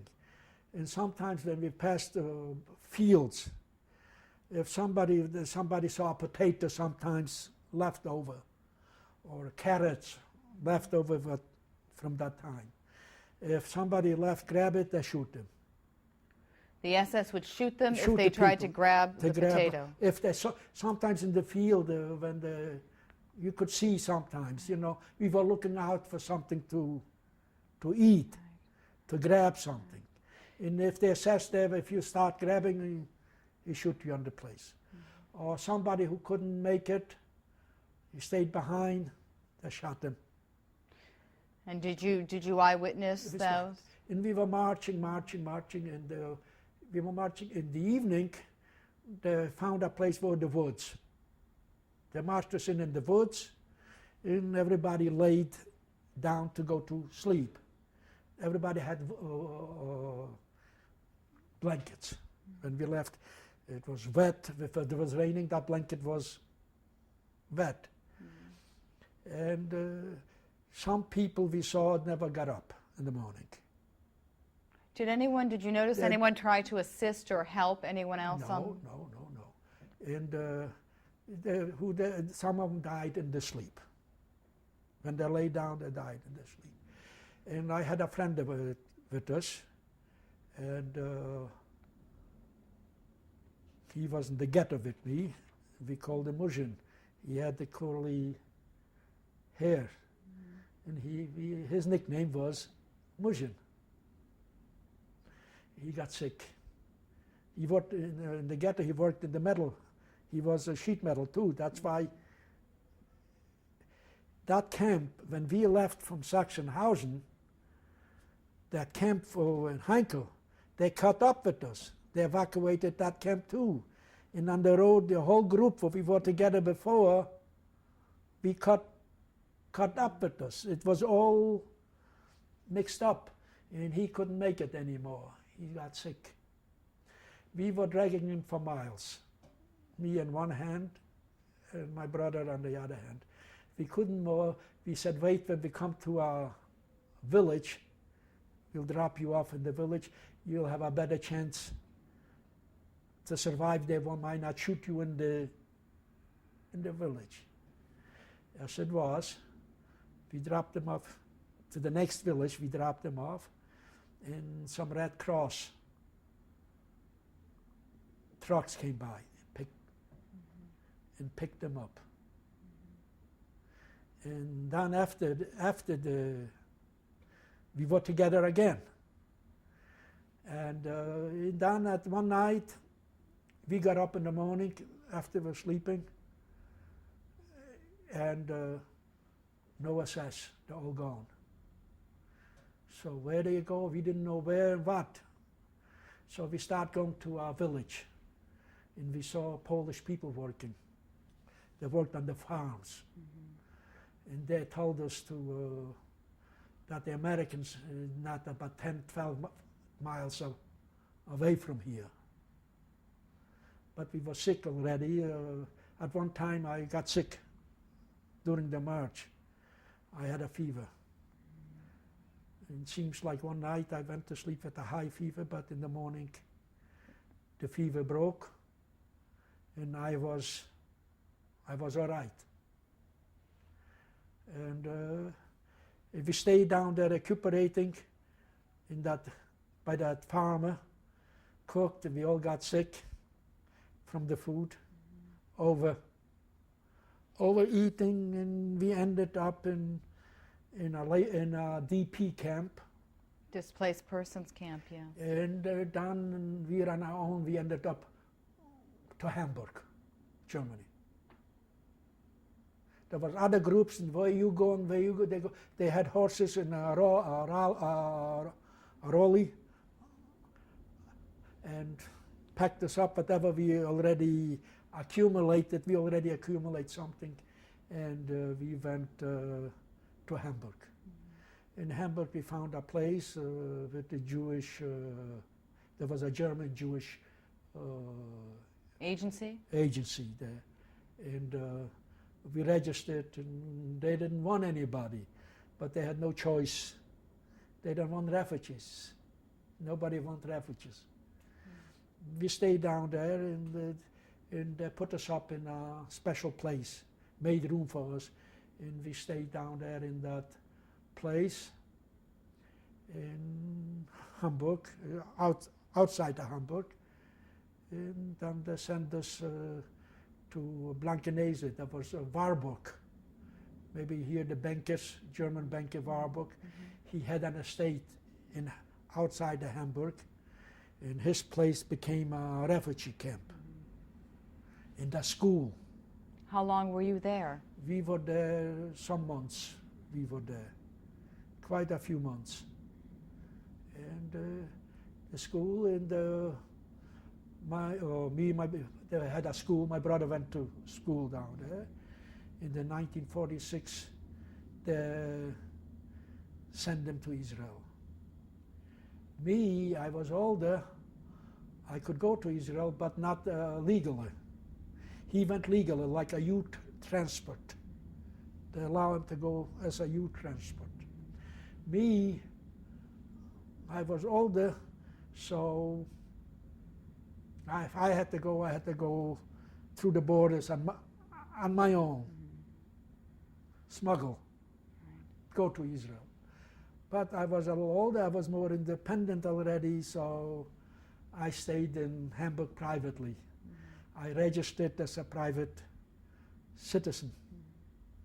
And I had a room, but I came to visit him down there every so often, bought some goodies.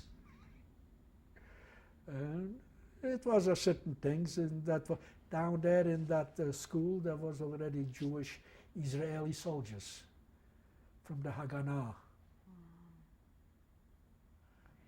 They were teaching him, indoctrinating him. And they told me it's better that I wouldn't come there anymore. I can come because I might be a bad influence. Did and you at have that time they needed other people. They had a purpose. I had a different. Right. So did you want to go to Israel? Did you aspire to go to Israel? I was in Israel. Yeah. I was in Israel in 1967. But at that, my brother went down. Okay, my brother went there fight.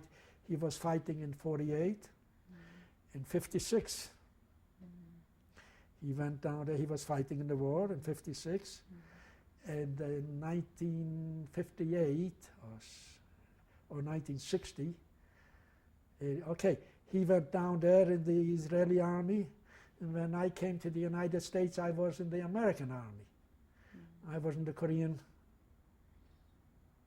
I'm a Korean veteran. Yeah. But I was shipped back to Germany. Was that your choice? Did you request that? No. I was here. I was drafted. In 1950, I came to the United States. I said, I didn't have it bad down there in Germany at that time, and it was no sense for me to start anything, a family in Germany. So in 1950, I was shipped out. I registered, and they sent me to the United States. Okay, did you make any attempts to locate family members while you were in Hamburg? Right after the war in 1945. I was going to all the DP camps. Friends, Landsmen, I found a lot of Landsmen from the same people I found, but none of my sisters. The only thing I could know where to look for was my sisters. Everybody else I know they were gone. That was, and right after the war I sent a letter to the municipality in our village in case somebody will look for me, that I and my brother, we survived, are living in Hamburg. Right. I was staying down there, and he left. And one day, in Hamburg, in the city, I look at the newspapers, and down there was the Exodus. Maybe you probably heard of The ship, the Exodus. the Exodus. And I looked at pictures, made pictures. It was hanging in the window, and I recognized two first cousins in those pictures. I took a friend of mine with the car. And the next day I was up down there in that camp. And that was in a port camp. I was in Hamburg, was a port city. And they were in Emden. There was about 120 kilometers.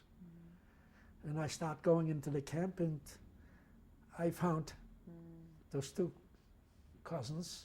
And they survived. Yeah. And one cousin came back. I brought one cousin back with me to Hamburg. He stayed with me a couple of weeks. And you came to America in 1950? 1950, 15 of May 1950. I know exactly what ship, General Baloo. And stayed here, found myself a job. How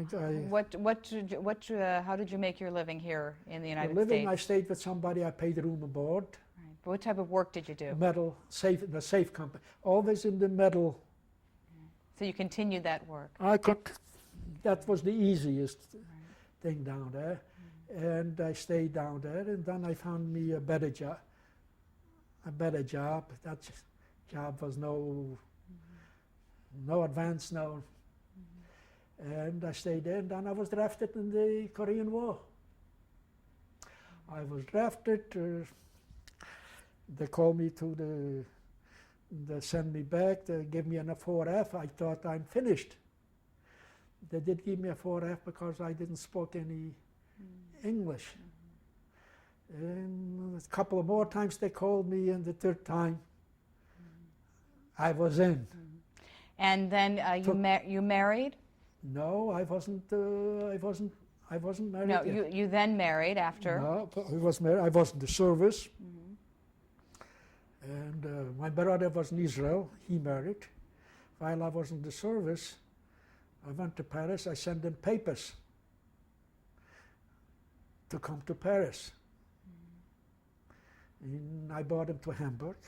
I had more connections in Hamburg. He stayed in Hamburg. There was a German company. They looked for somebody to go back to Israel. So he went to school down there for about 6 months. They taught him, and he went back with his wife. He was married already. He went back to Israel. And I stayed in the service till I got home in 1955.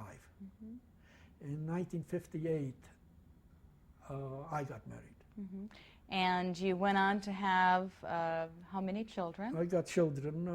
I had 2 children. And I brought my brother from Israel to the United States. And how many grandchildren? I got 4 grandchildren and 1 on the way. Very good. Mr. Szafran, at this point, we're ending our interview. Is there anything that you would like to say for future generations? Okay. It was something else.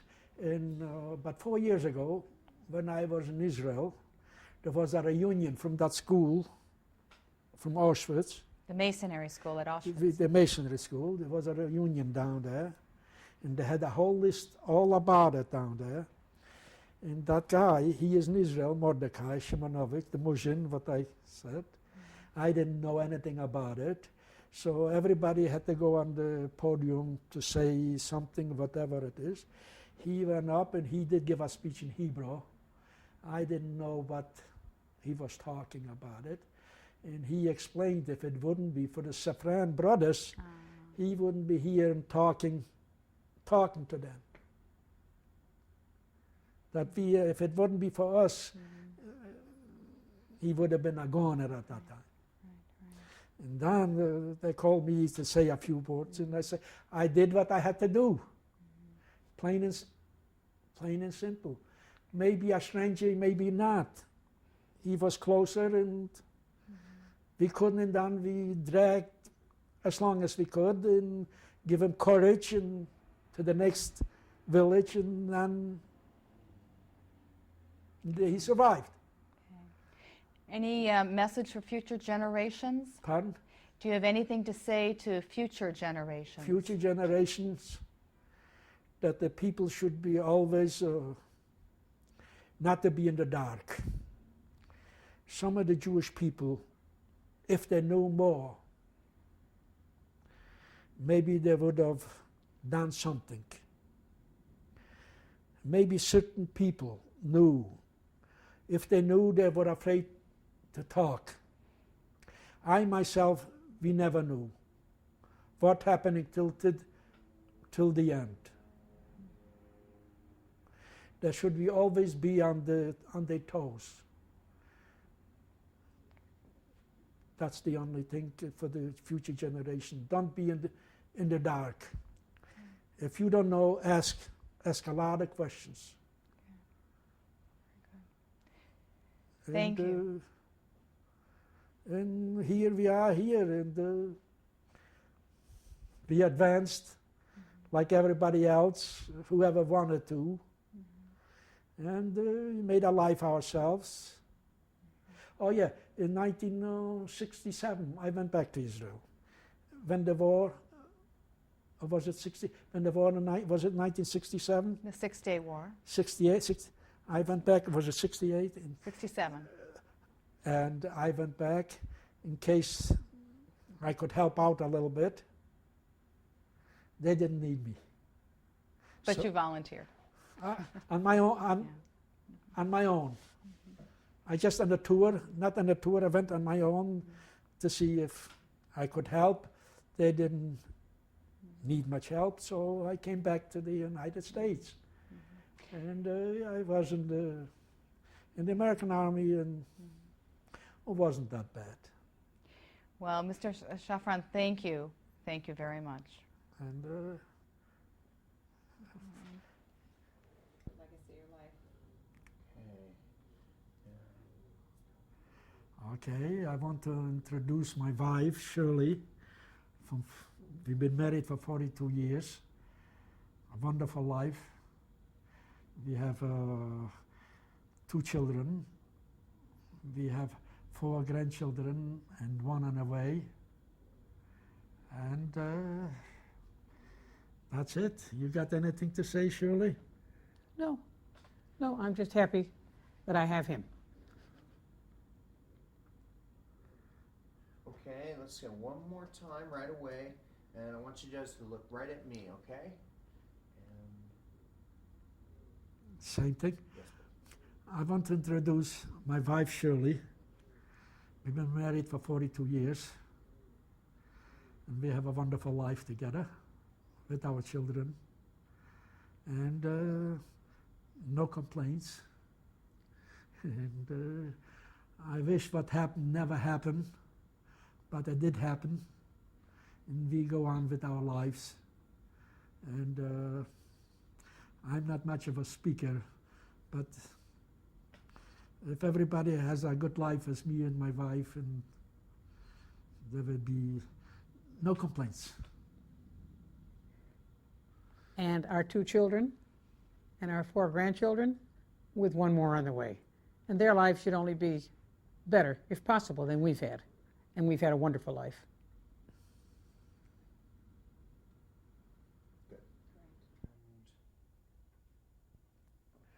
Yeah, on that picture down there is my brother. On the left side, he is leaning down there. He was in 7th grade.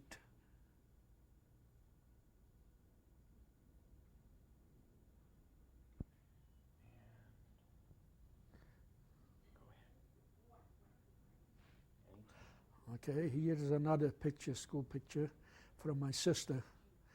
And some first cousins are on that picture too. And I took this when I went back to Poland. I researched and I got those school pictures.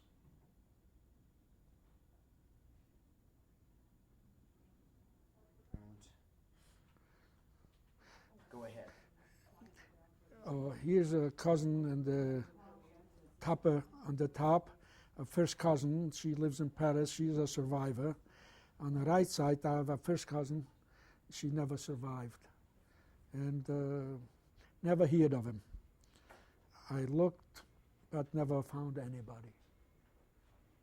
She is. And this is the cousin?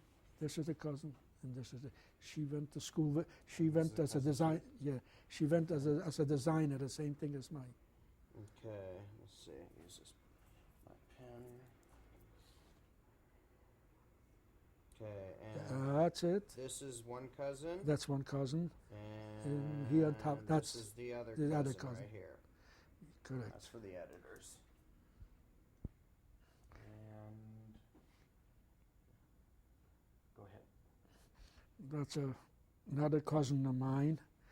Never survived. There was a family of 4 people, and none of that family survived. Except here, it was a school picture that I got.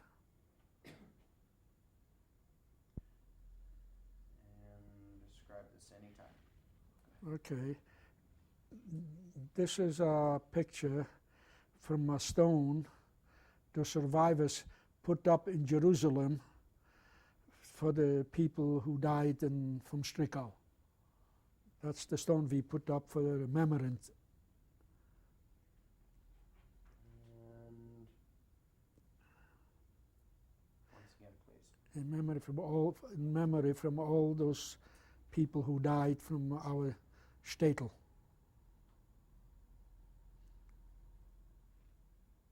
Can you break this in here? Go right ahead. Okay, here's some pictures of my children and grandchildren. On the right side is my son-in-law and my daughter Karen. And my 2 grandchildren is Nicole and Jacob. On my left side is my son, my daughter-in-law, and my 2 grandchildren is Joshua and Katie.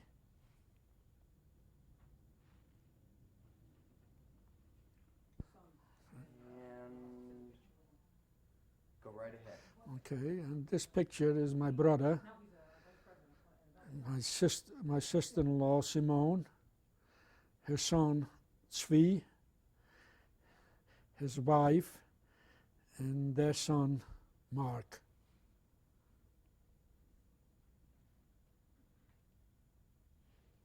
From left to right. Okay, And okay. This is a pictures I took in Israel, and with some landsmen of mine. From the left is Irving Stahl. He is in Toronto, Canada. It's Isaac Hecht and Yannick Szafran also. But they both live in Melbourne, Australia.